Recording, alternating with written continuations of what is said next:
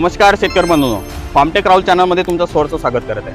आपण आलो आहे नंदूभाऊकडे। नंदूभाऊंनी श्रीरामा कंपनीचे सुरुची वाण लावले होते, तर त्यांच्याकडून काय अनुभव आला आहे हे जाणून घेऊया। त्यांनी मागची खासियत आहे त्या गव्हाची, तर त्यांनी यावर्षी पण तो गहू लावला आहे, तर त्यांच्याकडून आपण जाणून घेऊया। नमस्कार दादा। नमस्कार दादा, तुमचा पूर्ण परिचय द्या। नंदेश्वर बाळकृष्ण वाळे, गोंडसावरी, तहसील जिल्हा चंद्रपूर।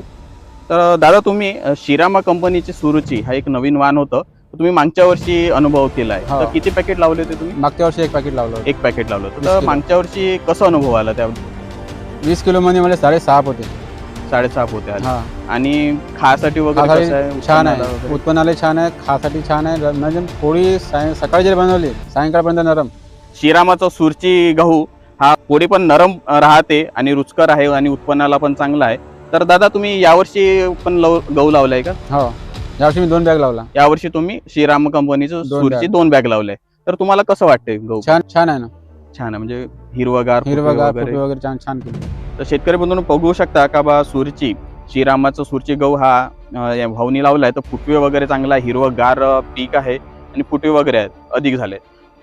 शेतकरी बंधूंनो, ज्या पिकामध्ये गहू पिकामध्ये अधिक फुटवे राहणार, उत्पन्न पण अधिक राहणार आणि पण पोळी पण रुचकर आहे आणि उत्पन्नात चांगलं आहे, तर शेतकरी तुम्ही पण श्रीरामा कंपनीचं सुरुची हा गहू तुम्ही लावू शकता। धन्यवाद शेतकरी बंधूंनो।